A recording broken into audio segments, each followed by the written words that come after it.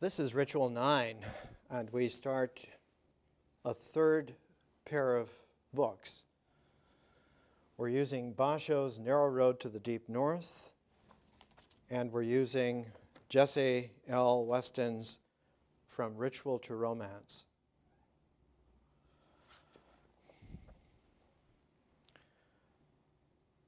Miss Weston's book has to do with the ritual that underlies the Grail quest, and that the ritual underlying the Grail quest has something to do with the tarot deck. Basho's book is a Zen travel journal, and I want to start with Miss Weston, and then move over to Basho for a long time and then come back to her. Jesse Weston's book came out from Cambridge University Press in 1920, and it caused a sensation among population of people who were immersed in trying to find a new language to deliver ancient wisdom. And her influence was immediate, like a tsunami. And several of the poets who took up her material, her information, were T.S. Eliot and W.B. Yeats and Ezra Pound. T.S. Eliot responded by writing The Waste Land, which is thoroughly influenced by Jesse L. Weston's characteristic way of phrasing how a ritual comportment sets the base by which symbols are aligned, and when the symbols are aligned in such a way that the base is related to them in a very special way, the energy flow along the symbol vector will transcend its form and lead to vision. Put into simple terms, a ritual alignment is like a line on the earth. It's a horizontal. And a symbol alignment is like a vertical. And as long as you have the horizontal ritual alignment and the vertical symbol alignment, you have an angle. And anyone who's a builder knows that if you have an angle, a 90-degree angle like that, you can true a plane, and you can true an angle, which means that you can build solidly. So that one of the archetypal symbols for an architect who knows what he's doing is that Pythagorean angle. Later on, a version of that will be the 60-degree angle, not the 90, but the 60, 2/3 of that, because a triangle made in that way, an equilateral triangle, is also very useful for truing the space of a building. That angle, as long as you have the vertical and the horizontal equal, and equal in the sense that the measurable sections of both are equal, you can do all kinds of calculation. And especially a wisdom kind of calculation that will give you a number, a list, a printout, a number of essential figures that one needs to know. In early antiquity, before language was co-opted by the mind to be expressive of ideas, lording it over rituals. Early wisdom language always had a ritual basis which was independent and precedent to the symbol. So that one of the great angles that occurred in ancient antiquity and found its summation in Greco-Roman times was an angle that had 5 sections vertically and 5 sections horizontally.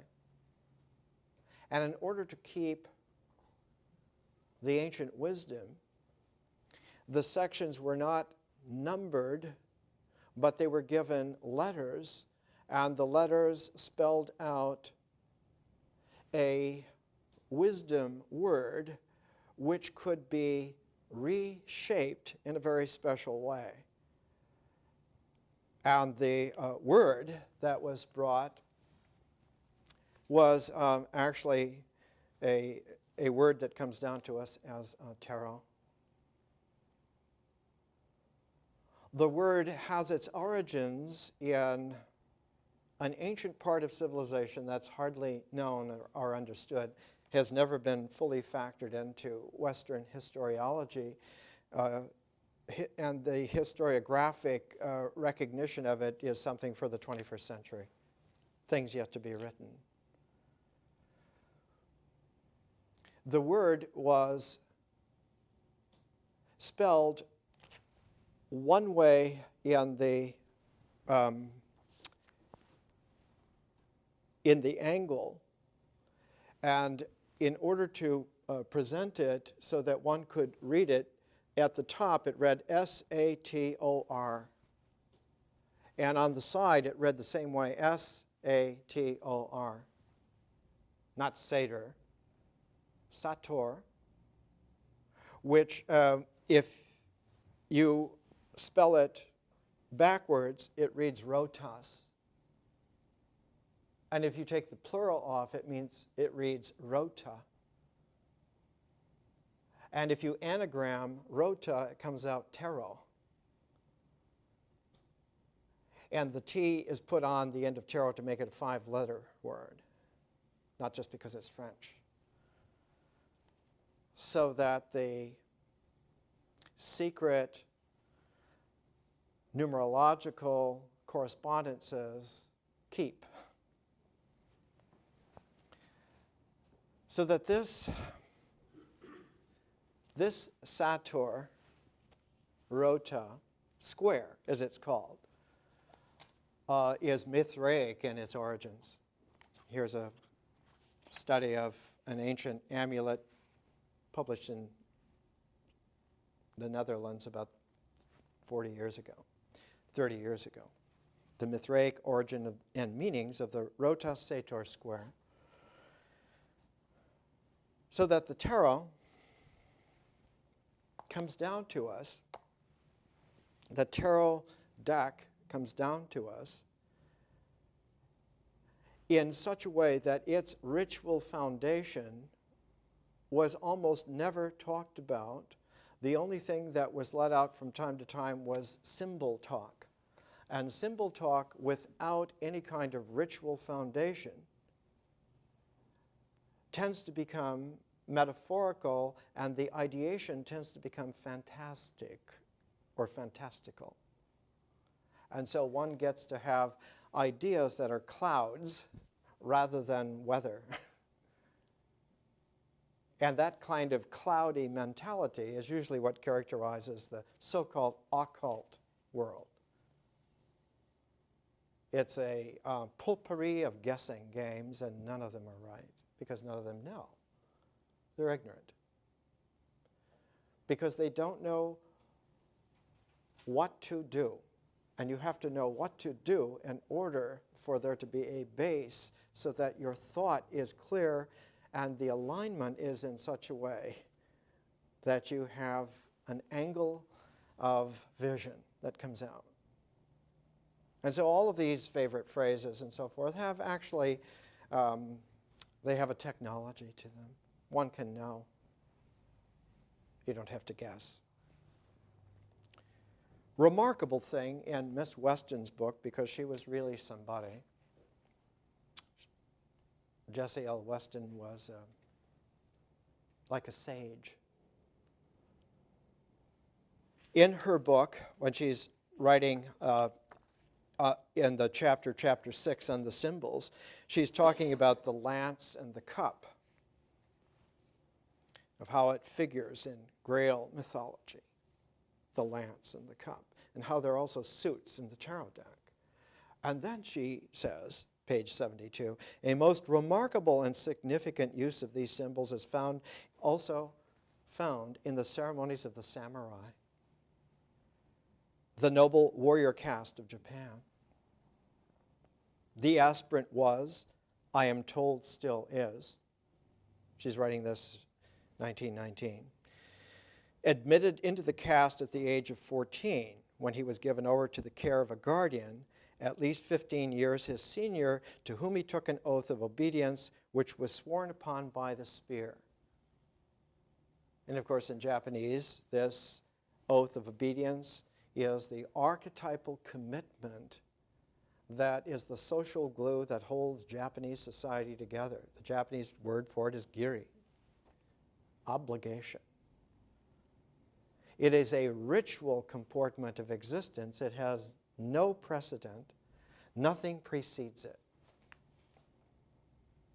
There is no deal that you cut symbolically or mythically that precedes the ritual obligation once you have contracted for that.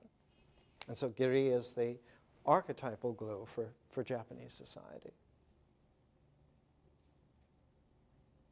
And the knights errant that still carry it today are the yakuza, the gangsters.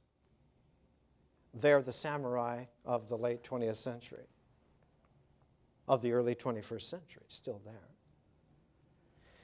This quality, where the samurai has a commitment based upon an angle, the ritual angle is on the basis of the sword for a samurai. The sword is the ritual basis of it all.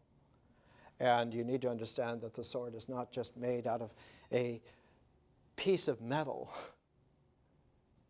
but there is a whole ritual process by which the metal that will become the sword is folded, is heated, and it's bent back and pounded back and folded and melted. And so you have dozens and dozens of layers, each one of them running one way and then another way, so that the steel of a samurai sword is a many-layered molecular baffle for fracture. Anything that would fracture one layer of the metal atoms molecules will find that the next layer goes exactly the other way. And so the samurai sword is meant to be a baffle for fracture, thin enough and long enough to be whipped by the arm of the samurai, like some great baseball legends do with a baseball bat, like a Joe DiMaggio.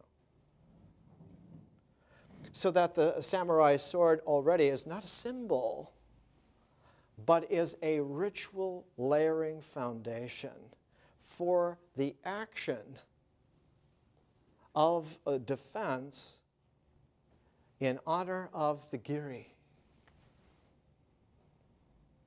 The cup is not so much a ritual vehicle, but a symbol vehicle. And the cup fits in a vertical with that horizontal of the sword. And keeps the meaning of what is defended by the sword, keeps it integral, intact. But there is a special variation on this, which Basho exemplified to the A++. You've heard of C++ as a computer language. There's this A++ ritual language poetry, which Basho originated in the Japanese mode. And he was preceded in this by two great Chinese poets, Li Po and Tu Fu, and it goes back into ancient times. It goes back to, in China, it goes back to Lao Tzu in the Tao Te Ching.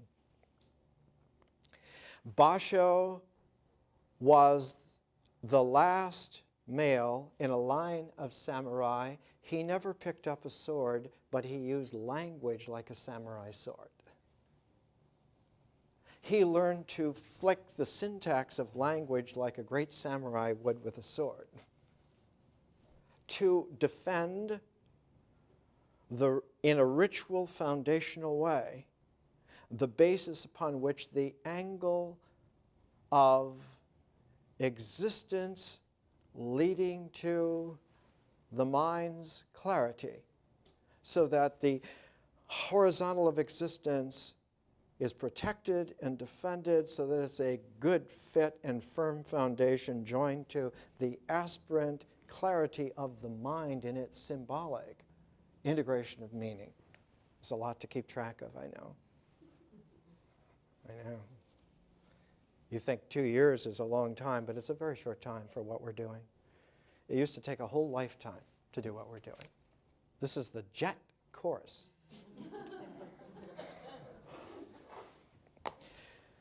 So Basho was a samurai with language, and at the point of where there would be just the sheerest glint of the samurai sword, he stopped language from its high poetic word usage and made a haiku.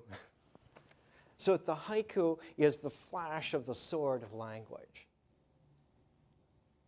And he used a kind of a prose that was already like a prose poetry.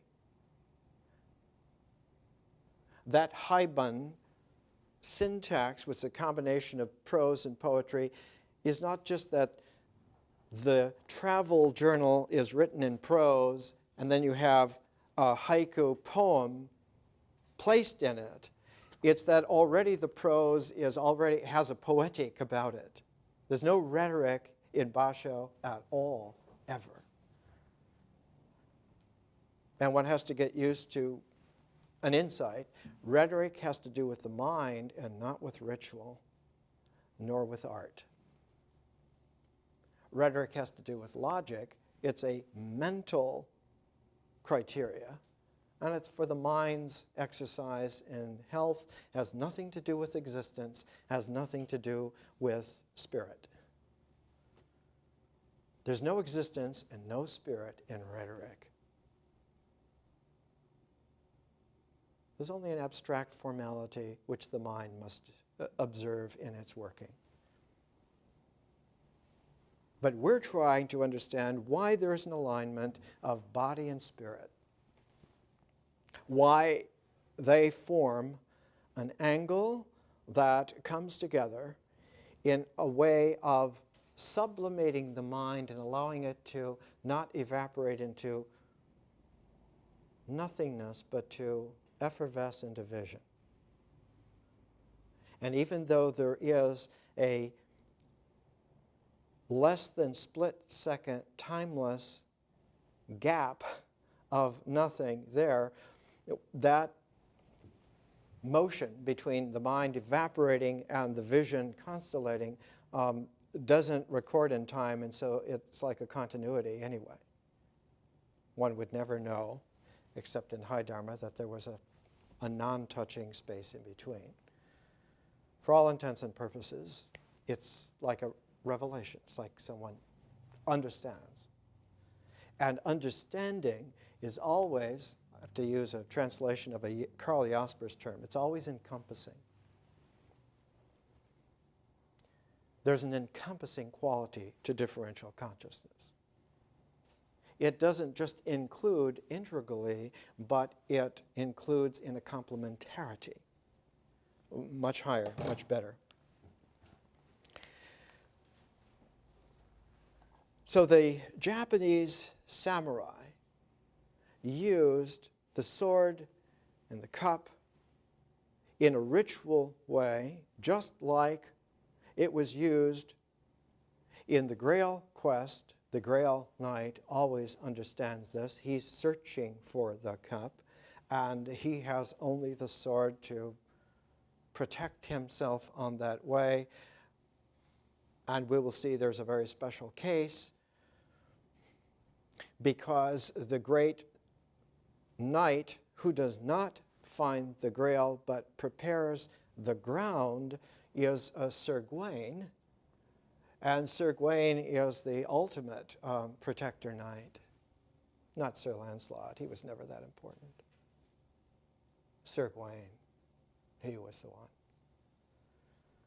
Because he survived his own death. And that's what's necessary for a Grail quest. You have to survive your death. And if you can't do that, then you don't do that. So there is a secret kind of a quality in here. And she goes on with this, and I encourage you, it's only $6.95. Go and find a copy. It's published by Dover Paperbacks. And we'll come back to this. Now let's go to Basho. Basho lived for 50 years. He lived from 1644 to 1694. He lived just 50 years. And at his time, in the kind of Japan that he lived in, 50 years was a good long while. His name was not Basho. It was given to him. Most names are given. Basho means the banana plant. And he lived in this little hut by the Sumida River on the outskirts of Edo. It's now a suburb of Tokyo. And in this little hut, next to it, there was this banana plant. And banana plants, as Basho said, get thrashed by the wind and by everything, and yet they get frayed, and yet they survive. They survive their own death. And he was like that. In fact, one of his great travelogues is entitled, "The Records of a Weather-Exposed Skeleton." And when he became subtle, another little travelogue. That's just shamanistic. Oh, that ain't nothing. The records of a travel-worn satchel. Do you get it? He wasn't even there anymore. It's esoteric to be reduced to a skeleton that can still walk around, but it's high dharma to just have the travel satchel and no one there. Whoa. And they precede the narrow road to the deep north. The great Zen travelogue. Basho was 45 years old, 1689. And he begins his greatest work. He reads in the great translation by Nobuyuki Yuasa. Days and months are travelers of eternity. Days and months. What does Shelley say in one of his poems? Months, days, and years, which are the rags of time. Days and months are travelers of eternity. So are the years that pass by. Those who steer a boat across the sea or drive a horse on the earth till they succumb to the weight of years spend every moment of their lives traveling. There are a great number of ancients, too, who died on the road. I myself have been tempted for a long time by the cloud-moving wind, filled with a strong desire to travel. Now, the learning in this is so extraordinarily subtle that it takes a whole lifetime to appreciate where all of this comes from and how it all goes together. It reminds one of the great commentaries on T.S. Eliot's The Wasteland. You have to read 200 books before you can realize that the poem is just simply brilliant all the time because it's scintillating like a samurai sword in action. You don't see the sword. All you see are the peppered speckle flashes of the dance. Because if you fight a fight, you may win, but if you dance a fight, you always win. You never lose. How can you lose? The clouds come from a poem by Tu Fu, Dreaming of Li Po. Floating clouds all day move, wanderer long not arrive. Written at the height, at the pinnacle of the collapse of the Tang dynasty ethos. It stands for all time in East Asia as the great poetic expression of how existence and spirit can be severed by a recalcitrant mind. That someone can be so buried in the abstract logic of being right and having the authority that it can snip existence away from the spirit and both spin off and do their own things. In fact, the popular Taoist funeral ceremonies are to pay homage to this two split off halves, the Hun and the Po. The one part of you that goes back and joins the earth, the other part that goes up into the air and becomes like those demonic things, and that's why you have to have curved roofs in order to make sure that they constantly slide off and don't stay around the house. And the other, you make sure that they're paid off by burning a lot of paper money. Because you suppose that they're like you, right? They need the money. So they make it red and gold and really nice, and it's issued in balefuls. And do you not think that the demonic dead would know that you're burning counterfeit to them? No one's ever pointed out that China was always mired in tragedy until they stopped burning paper money in the late 20th century and started making real progress. And since the 1980s, the Chinese have really made progress. They're coming along. Shanghai is the new New York. This whole quality of Tu Fu in his poem sets a classic tone in the East Asia aesthetic for a kind of a language which a spiritual samurai would speak and would write, would establish an angle where the horizon of the ritual comportment met exactly the vertical of the symbolic rising. What is that symbolic rising? That symbolic rising is a rising in orders. We still call them in math powers. And especially we call them, because we're used to tens, we call them orders of 10, powers of 10. The late Charles and Ray Eames did a film called Powers of 10, taking physical reality from the atomic level and jumping it each time by 10 so that you got to the cosmic in just a few steps. And you saw the whole range on a film of what the orders of the universe are by orders of 10. This going up by orders, jumping by 10, is an ancient quality. It isn't just accidental, obviously, but it's a pair of fives. So that 5 and 5 make a very special relationality. You can do it many different ways. You can even bring them like this, in which case you get that Sator Rotas angle, which when filled in by writing it exactly the opposite makes a Sator Rotas square, which is the 5 by 5, 5 squared, 25 square, by which, if you take an essence of it, you get TARO, and do an anagram of it, you get ROTA. Rota means, obviously, rotate. And rotation is obviously a circularity. What happens if you rotate a square?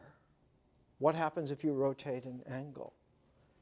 You get other kinds of forms. And in fact, the Sata Rota square, not to drag this on too long, but you can get 4 archetypal symbols. You can get a cross, you can get a triangle, you can get a square, and you can get a circle out of it.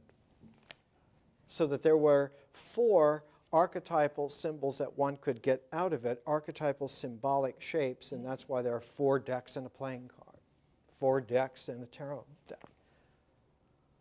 It's not just accidental. It wasn't just like they said, oh, well, 4 is nice. Today, 4. Tomorrow, we'll see. Maybe we'll have a 12-suit deck for serial music. This kind of understanding is always baffled if you start from symbols. And so you have to start from rituals. You have to do it in order to know it clearly. And if you don't do it, you will never know it clearly. Because your mind will style it in a logical, rhetorical way that makes sense to intelligence. And the fact is that intelligence is abstract and has no direct relationship to existence at all, and has no direct relationship to spirit either, but supposes that it does, and that's where the hubris, the pride, comes in. The mind supposes, oh, of course I have a relationship to spirit. Spirit's intelligible, isn't it? No, it's not. It doesn't care. Intelligibility is extraneous to the spirit. But existence is not extraneous. It has a complementarity. So spirit and body are good pals. They're good friends. And the mind has to learn to join that family. And it comes later in the game. So that what one actually does, the ritual comportment, has a very important quality to it that becomes evident when it's sequenced. If you have sequenced ritual actions, then the action begins to acquire an alignment along the direction of the sequence and becomes virtually a vector. And a vector is always a great synthesizing of energy. Anytime you have a vector anywhere in the universe, it synthesizes energy into form.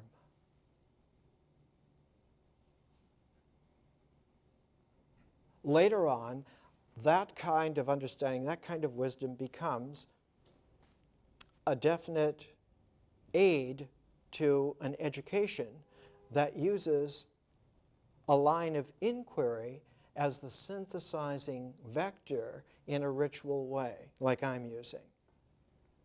And the speaker on this chair, to use a Krishnamurti technique for a second, speaker on this chair is always saying to you, it's not important for you to understand all the time right away. It's only important to do it. The doing of it is your seal that it really happens.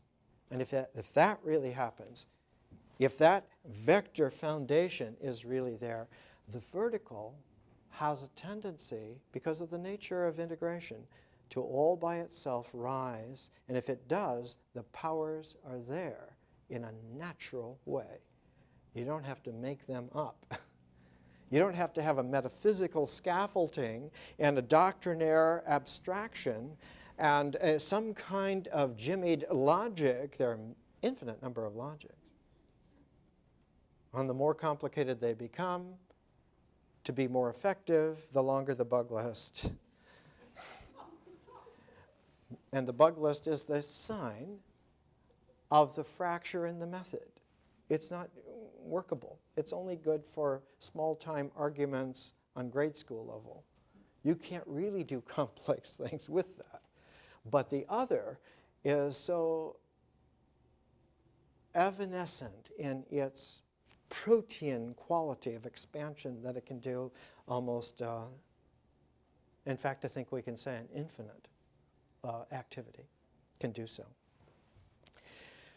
Basho's narrow road to the deep north is a Zen ritual of traveling, and that the sets of events in the traveling are linked together by a haiku, and the haiku is not a part of any of the sets. The prose vector goes just so far and then it stops. Then it starts up again and goes on. And in between, where they don't touch, the only thing that's there is a haiku. And the haiku doesn't touch either side, the prose that's just ended or the prose that's just beginning. It's suspended. The I Ching says, heaven suspends its emblems. Heaven suspends its emblems. The stars are not there because they're propped up. God doesn't have to do that. He doesn't have little strings to make sure that those stars don't fall. Where are they going to fall? Not only are the elements suspended, but the universe itself is suspended. So that the suspension of the stars is in harmony with the suspension of the universe. And when we suspend our emblems, our symbols, then they acquire a resonance. In physics, it's called a scalar value. And when you put a ritual vector together with a symbol scalar, then you have a very powerful tandem. Then you have an angle that yields vision that is truthful. And measurable, not measurable to check it out to see if its correlation with materiality holds, but an even finer calibration of truthfulness. It is infinitely, fractally true. It is true forever. As fine as you want to grind, it's true. And you can grind much finer than just even the atomic level, the molecular level, even the particle level. You can go to energy frequencies that are primordial. It's still accurate, and accurate to the nth degree of specificity. So what we're doing here in Ritual 9 is we're learning how to learn by setting the mind aside temporarily. Intelligence can catch up. It's made to catch up. And we're not even bringing feeling into play yet, sentience. And feeling is very, very intelligent, as we'll see in the myth section.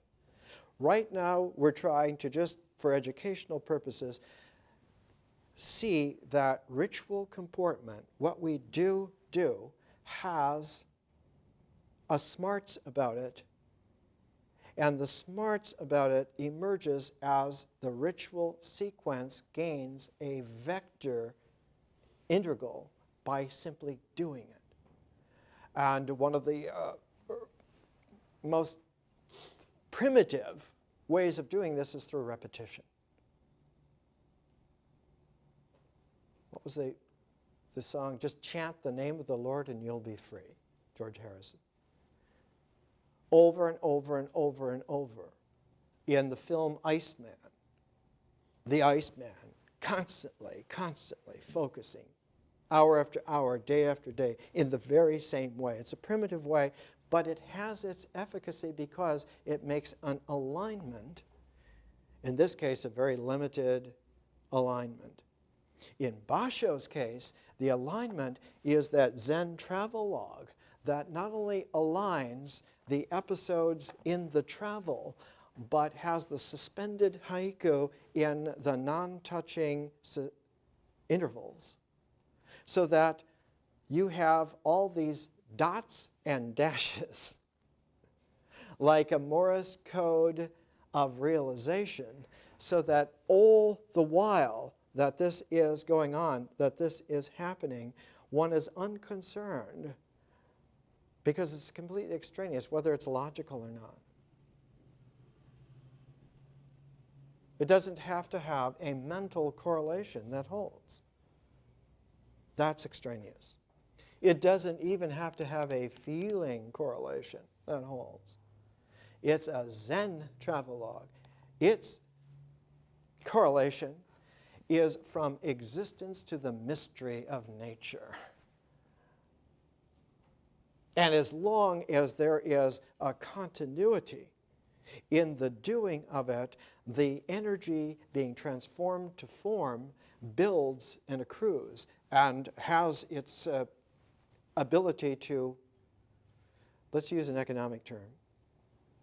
When ritual comportment accrues energy into form, it has a form of power that is able to finance the feeling, tone, quality of language to make images, so that one begins to afford imagination. An imagination that comes out of the mystery of nature, so that one's mythic language is a parallel to the mystery of nature. And when your mythic language is a parallel to the mystery of nature, your imagery has the ability to present something more than car warnings. Do you like it? Let's take a break and we'll come back.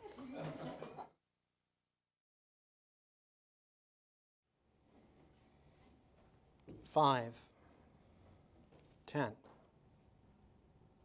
20, 30.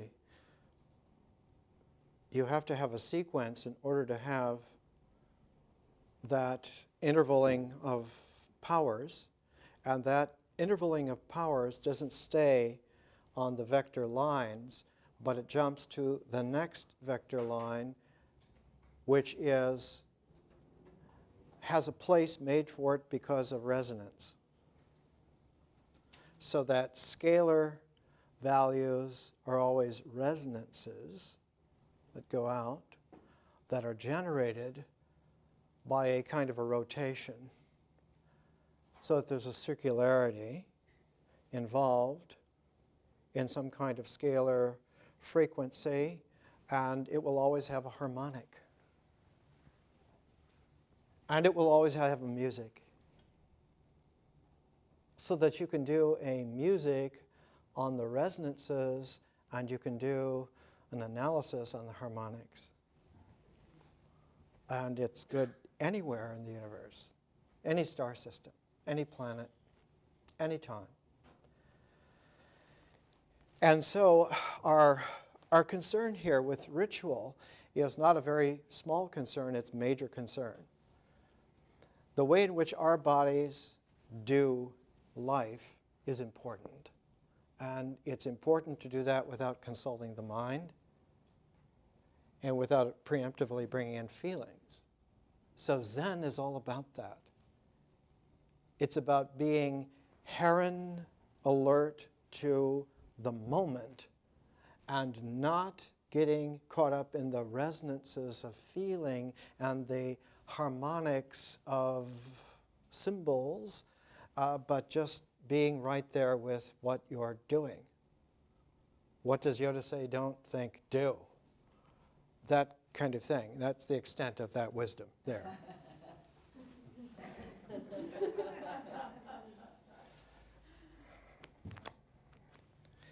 God, spelled G-A-W-D.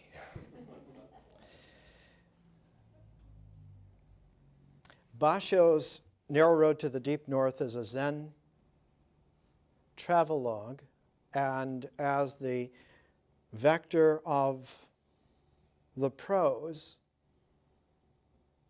develops, it also develops places where it stops and then starts up again, and in that gap there is a presenced moment, which is the haiku. So that the haiku and the prose are like dots and dashes, and they make it like a Morse code. But it's a ritual Morse code, not something that needs to be translated then into letters to make the words. But it translates into a sense of relationship between existence and the mystery of nature, 1 and 0. And in that kind of a Morse code of a binary, it is possible in ritual to spell out for oneself a strategy of sequentiality, and that strategy of sequentiality gives you the line of development. And that's what occurs primordially. That's what Zen is attentive to, and only later does that line of development, that Morse code of existentiality, only later does that become a substrate for the plot line which a myth is, which a myth follows. So that the storyline follows along a trail that's already blazed by existence. The mind mistakes, though, that the existentials are the check on its symbols. Whereas feeling doesn't make that mistake because it doesn't have that kind of relationship. And as we see, it'll be a big problem with the mind when we get to symbols. But there'll be a sentience in feeling-toned experience that one has to trust and go along with, the way in which ritual correlates not with things, but with the mystery of nature, and doesn't correlate in parallels, correlates in connections.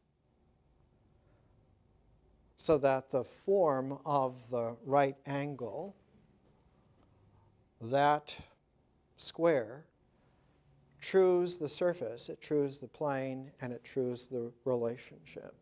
And in this case, the relationship, the powers that develop are not verticalities of the mind or even verticalities and orders of language or feeling, but they're powers in nature, in the mystery of nature, that the mystery of nature has levels of powers. And one didn't know that until one's capacity to sequence existence was richly refined so that you could follow along and integrate not only what you're doing, but what you are not doing and yet still occurs.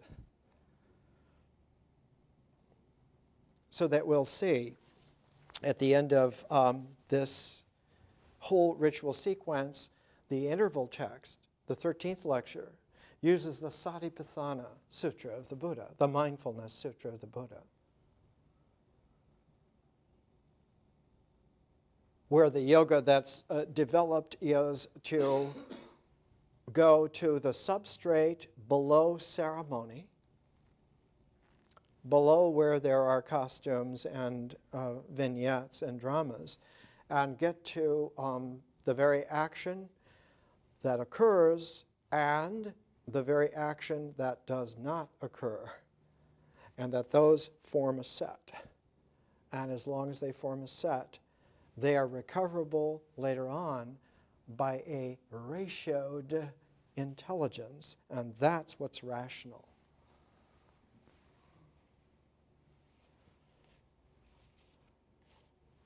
So that miseducating the mind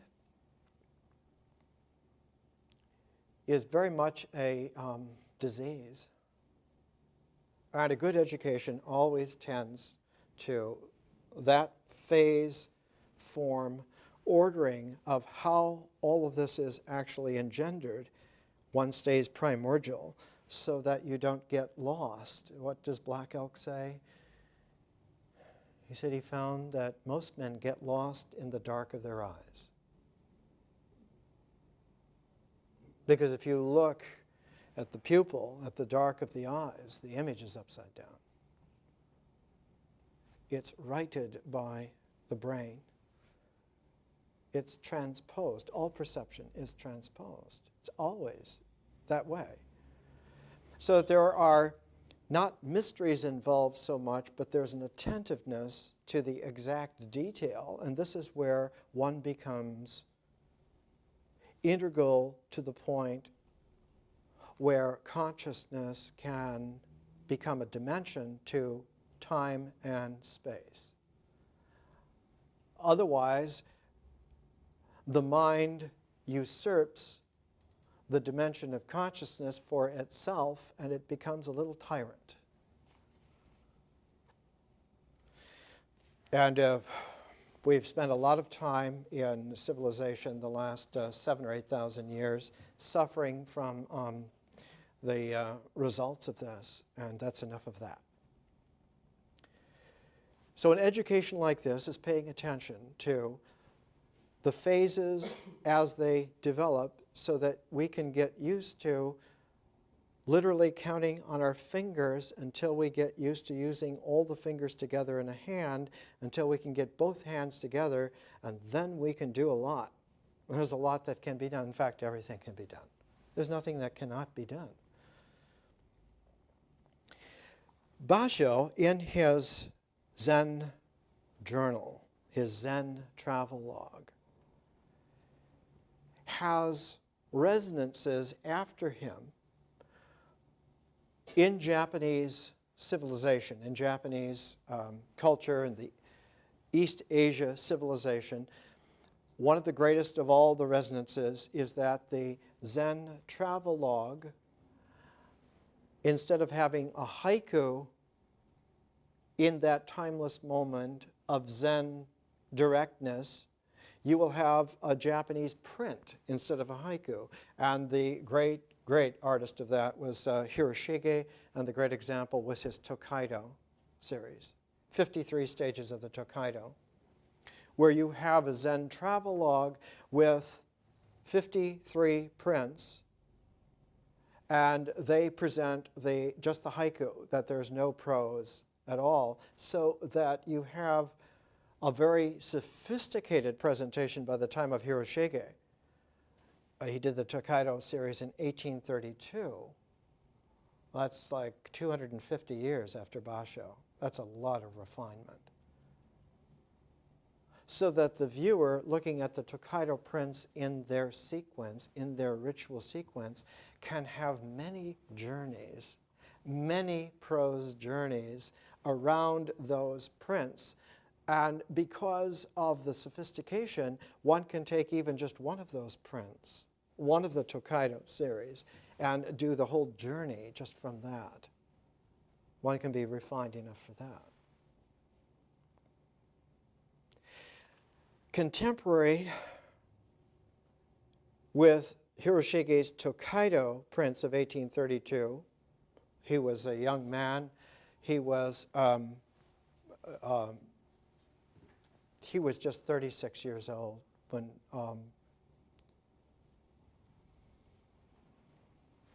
when this quality of insight came out.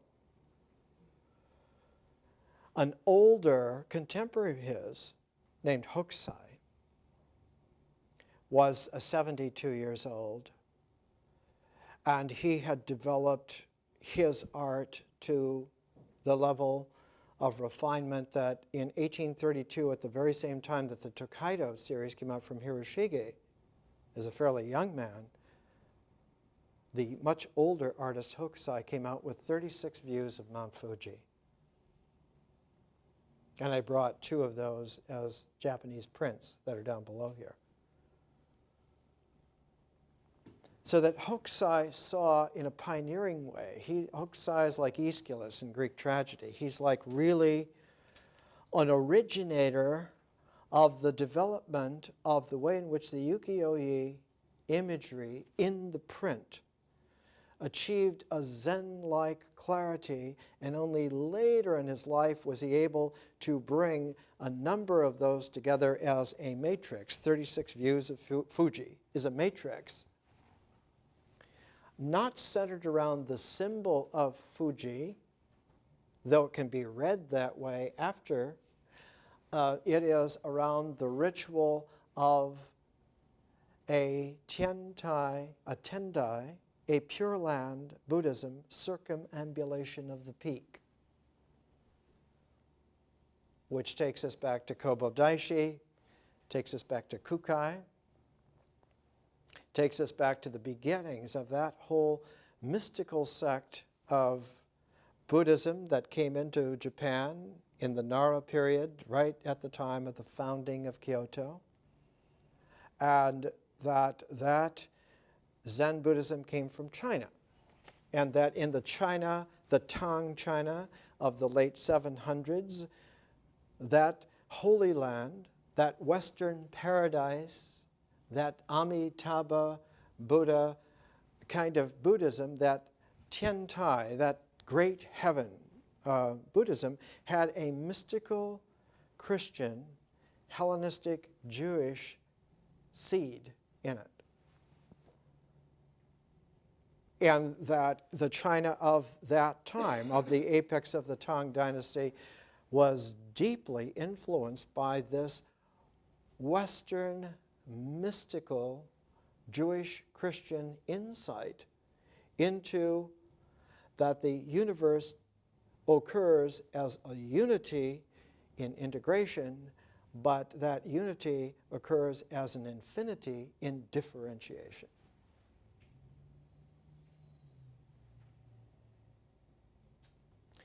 And so one finds in the Buddhism of that kind two elements which are recognizable in the Western tradition, and after the Tang Dynasty become central also in the East Asia tradition, and they're not there really before that. One of them is that there is such a thing as a paradise in the West, that somehow in the distant far West, in the infinitely open, challenging deserts of the West, is some kind of secret that has to do with a paradise. And of course, in the ancient West, one finds this in Egypt. And west of the Nile Valley civilization in Egypt is the Sahara Desert. Something out in the center of the Sahara Desert in ancient Egypt, that's where the clues are for the ancient paradise. And we're not going to go into it now, but we know that this was a very big theme in the Egyptian cosmology. In fact, the ultimate prophetic center was at Siwa in the midst of the Sahara Desert, the place where Alexander the Great finally went. When you have all the power in the world, you know where to go. Well, and he went to Siwa to see whether he was related to the divinity or not, whether he was a son of God or not. In China, it so turns out that the Gobi Desert is to the west of the agricultural center of China, and they developed after that the same kind of sense that the clues to the Western paradise were in the west, again, in the deserts to the west. Only in Chinese civilization, what was there in the middle of the Gobi Desert were oases that led on a caravan track. In historical times, it was called the Silk Road. But before there was a Silk Road, in very ancient times, there was what I call the Jade Road that ran to the south. And where did that huge caravan tract going into the west lead? It didn't just lead to oases in the desert. It led through the desert. You have oases and caravans in order to get through a desert to go someplace else. Where would you go? They went to ancient Iran. In fact, dynastic China begins with contacts with ancient Iran, not the Iran of historical times, but the ancient Iran of Zarathustra's age, 3rd millennia BC. And so you find a great deal of contacts. And so the clues to immortality, to the secret meaning of life, were all for Chinese civilization out in the Western desert in a parallel just like with the Egyptian. The realization in the Egyptian that it was in whatever was out there beyond that Sahara desert was the key.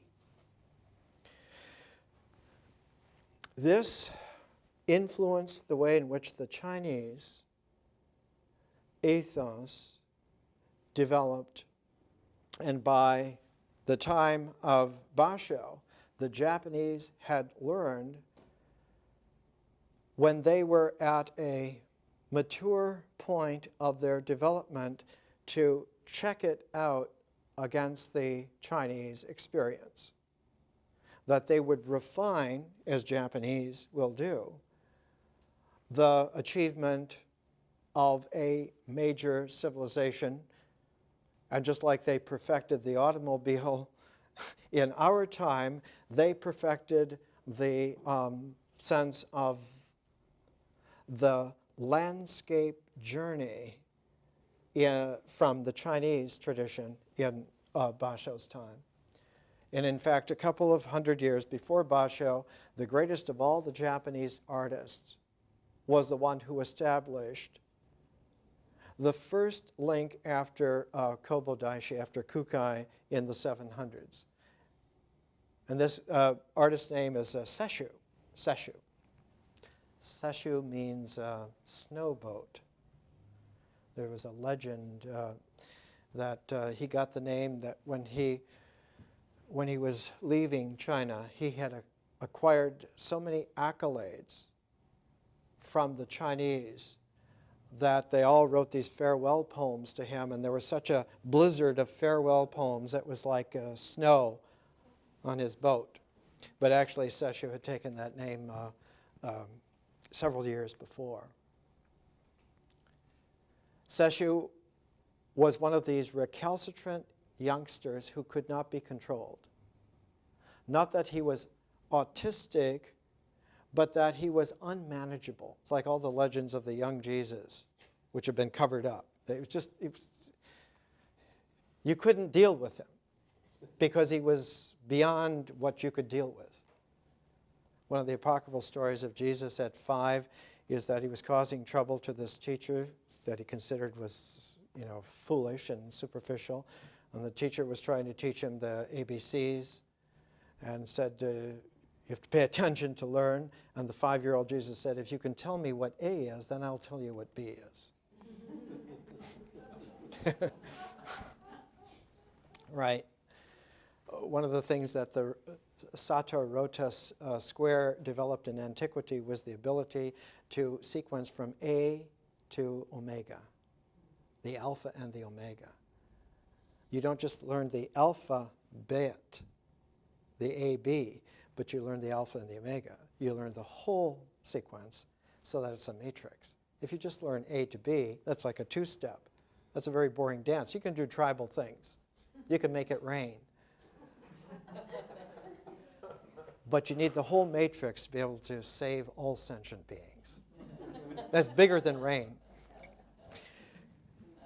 When Sesshu was born, it was born in 1420. And they finally, they couldn't handle him. Parents couldn't handle him, so at the age of 10 or 11, they gave him over to this Zen monastery. And the Zen monastery was like, at that time, very decadent. They were like surrogate parents, and they couldn't handle him. But they discovered that he had a tremendous ability to paint, to draw. And the apocryphal story is this, that the Zen, quote, monks, quote, Zen monks, were so fed up with the young Sesshu that they tied him to this post.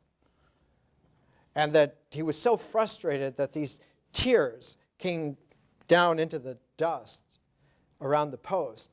And he took one toe and dipped it in the dust, and he drew in the dust a rat.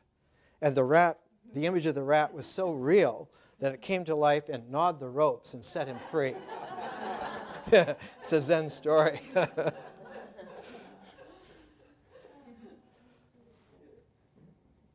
So Sesshu wanted to become the greatest artist of all time. And he was very good. And he found out that the greatest artists of all time were not Japanese, they were Chinese. In fact, the greatest artists in China of all time were the landscape painters in the Sung dynasty, the southern Sung. And so he went at the age of 49 or 50, went to China. He was by this time a part of an entourage of a very wealthy household, and he went to China and became tutored. He studied for a couple of years. He tutored himself to a style which in the southern Sung colloquially is known in the West as the Ma Xia style. Ma Yuan, Xia Guan. And they were the greatest landscape painters of the whole era. And what's interesting, we'll just take Ma Yuan. Ma Yuan was called One Corner Ma. He would give you this fantastic development where he would put everything in one corner, and there would be mist everywhere else and openness everywhere else, so that it was the printout, it was the obverse of what in the West was always the esoteric wisdom. Never give the students the whole square, just give them 3 corners. If they can't find the 4th corner by themselves, then they wouldn't know how to use it anyway. Ma Yuan gave 1 corner only. And so Sesshu apprenticed himself to this and his great style. By the time he was in his late 50s, studying the Ma Yuan, not Zen in China, it's Chan Buddhism. Zen is a Japanese mispronunciation. But that Chan is not a pure Buddhism. It has a substrate of Tao that not only comes in with Lao Tzu, but gets languaged in a special poetic way by Chuangzi. Chuangzi comes about 200 years after Lao Tzu. And then that special languaging gets transformed completely by a religious genius called Huineng in the time of the founding of the Tang Dynasty in the early 600s. And Huineng is the last Zen master in a line where you could name who it was and number who it was. Huineng is called the 6th patriarch. His sutra is called the Platform Sutra, the Platform Sutra, the foundational horizontal. And that when you have this horizontal, when you have this sequence, when you have this kind of basis, you have an infinite vertical that is possible out of that. And so there was no 7th patriarch. Anyone at any time, whoever gets what Huineng broadcast, all he needs to do is tune it in. It's in the airwaves eternally. And if you tune it in, you are now then there, the 7th patriarch. Then an infinite number of 7th patriarchs. So he broadcast on station NENG, which sent out enlightenment forever, and all you have to do is tune it in. It's always on the air. It's like a transcendent Wolfman Jack. Hiya, hiya, hiya. So Sesshu tuned in this quality, and one of his most famous sequences were 4 ink paintings of the 4 seasons, and the final one was winter, and the style of the winter is radical because the jagged push of the lines collects into this energy where the final line goes straight up off the print. I'll bring a a reproduction of it done in 1900 next week. So that you have Sesshu showing this tremendous muscularity of the samurai with the brush. Not to write poetry like Basho did, but to do painting. And so Sesshu's ink painting style sets the tone for samurai art. The artist, the samurai is an artist. And he also sets the prototype that the great artist, the gunfighter artist, the samurai lone tiger artist, always has a companion. And usually has a companion who is like very ordinary kind of a person. Extremely ordinary.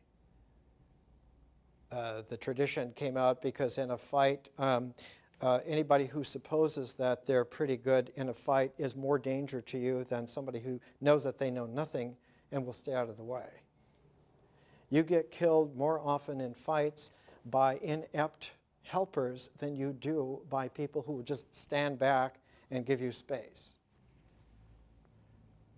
The origin of this in China comes from Bodhidharma, who came from India, and his companion, Hui Kei, is the one who tried for 9 years to become a disciple to Sesshu, and Sesshu was busy staring at a blank, not Sesshu, but Bodhidharma was staring at a blank wall, and finally Hui Kei cut off one of his arms and presented this to Bodhidharma in the 500s. It gets rough, folks.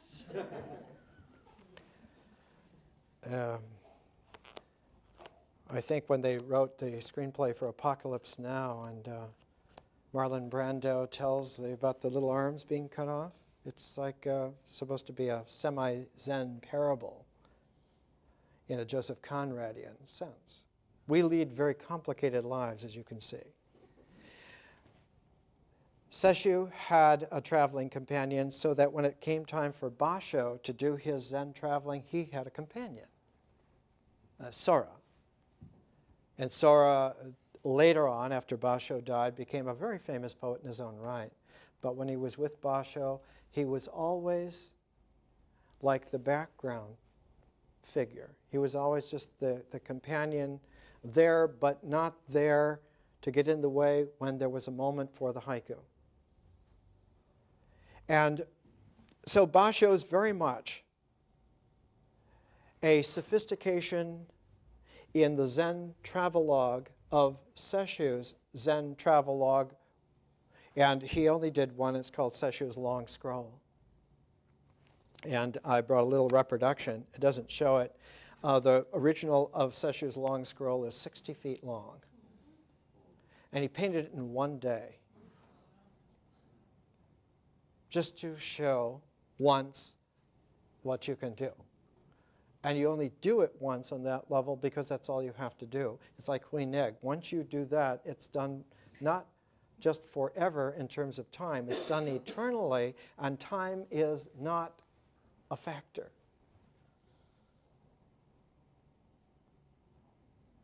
So that there is such a thing as an eternal moment, which is a non-time hiatus,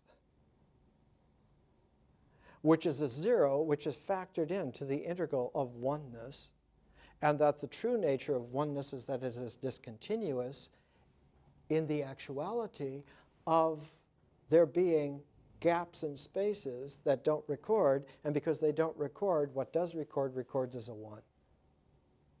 So that one is able to be distilled into fractions because that is still real. And all the fractions are still related to each other on the basis of the unity. And it's esoteric until one understands that you can just simply build on this basis. So that we have, in our ritual comportment right now, we have the beginnings of a very subtle understanding that there is such a thing as a sequencing that factors in zeros, factors emptiness, timeless moments into it without losing count on the continuity. that in terms of the world, one has only counted one once. But in terms of actuality, there can be any number of discontinuities that don't record, and therefore you can have infinity in any moment of time, space. And if you know that, then you're in no rush to get saved. In fact, it is so instantaneously true that there never was a time when it wasn't so. And so it's already happened, and so you can really relax. Big vacation. That the universe has been saved so many times without number that it is holy already. And that we live in a blessed harmonic of that, even if we recalcitrantly don't want to believe it. And the only thing that disbelieves it is the aberrant mind of man. So that there is a quality here, which later on will come out when we take a look at the tarot deck a little bit next week. That the tarot has, in its sequence of images, in its vector of ritual alignment of images, there are relational gaps that don't record, and if you don't know those, then you don't know how to arrange the notes into a music. And you, by default, go into fantasizing on a metaphorical level on the basis of trying to link the images by mind things, and that's real ignorance. So that the tarot was carried not by fixed, pseudo-civilized cultural elements, but was always carried by nomadic people, the gypsies. It was carried by them from India to Egypt to Europe in a grand swath over many thousands of years. So that the Ramani way of talking about the major arcana is that those images constitute a painted caravan, and that they're the cars in this caravan. And that in the high medieval ritual comportment of the great cycle, this was also the way that mystery plays, aptly named, mystery plays were presented in places like the mid of England. The mid of England at that time was an exceedingly refined place, and you find things like Middle English Upanishads, like the Cloud of Unknowing or Sir Gawain and the Green Knight. Really high Dharma stuff. Incredibly refined. And the mystery plays were presented by the various guilds, and all the guilds of a town would each have their own car, and all the cars together would be the caravan that would go from place to place and present in their sequence what their car had for an image, and the next, and from that you would get the passion play cycle, not in terms of church doctrine that was logical, but in terms of the ritual comportment of existentiality to mystery. That's why they're called mystery plays. So that in the high medieval period, you find when Dante gets to Paradiso, he looks across into paradise, and the first thing he sees is his spirit guide, true love, Beatrice, in her car. So you have to know a lot to realize that you don't need to know a lot. And someone like Jessie Weston is that kind of a figure. She was just brilliant as can be. She came out of that generation. We're going to use another one of her compatriots, Jane Ellen Harrison. She called it the prologomena for the study of Greek religion. That is, before you can study Greek religion, this is what you need to know. And so that whole study has something that comes before it, which you need to do. You can't know it, it's something that you have to do. So that in sacred architecture, it was called the pronaos of the Temple of Wisdom, the forecourt. And what do you do in the forecourt? You don't worship, you purify. You wash your feet, and you wash your head. You wash the two parts of the parentheses, that is you, physiologically, to prepare yourself so that you go in freshened, and in this freshened way, you're available for the osmosis of the zeros, for the nothingness that isn't to ratio with all that is. And that way one begins to be able to actually not just learn, but to do. Now following Basho, and we're going to come back to all this, and we'll see, we'll understand. From Sesshu to Basho is very difficult to follow because most of Sesshu's works are not in museums. They're in private collections even today. Wondrously, Sesshu's work has been held in private hands for 500 years. In this country, the United States has the largest selection of Sesshu collection because at the beginning of the 20th century, there were 3 places in the country that were collecting. The Philadelphia Museum of Art, the Pennsylvania Museum of Art in Philadelphia, the Freer Gallery in Washington, D.C., and in Boston at the Boston Museum of Fine Arts. Most of them at the Boston Museum of Fine Arts, because at the turn of the century, when these things came in, the director, the art director in Boston was Ananda Kumaswari, one of the great yogas of aesthetic intuition in Indian history, and he was there in Boston, the curator. He knew what was what. The Bollingen series publishes 3 volumes of Kumaswari's lectures along with the Jung things and everything else. So Sesshu's work is largely been in private hands, so it's very rare that anyone ever sees it. The book I'll bring next week was published in Tokyo in 1900 and is the only folio volume ever done from direct engravure from some of these rare things, done 100 years ago. And I'll bring it next week. After Basho, with Hokusai and Hiroshige, with the 36 views of Fuji and the Tokaido series, is the first time that you find a comprehensive pair, like in Hokusai and Hiroshige, a comprehensive pair who begin to present the vector and the scalar together, but individually. Hokusai goes after the scalar resonances, 36 views of Mount Fuji, whereas the vector is developed by Hiroshige, 53 stages. Now, the reason why Hokusai could do the scalar is because he was an inveterate sketcher. This is the sketchbooks of Hokusai.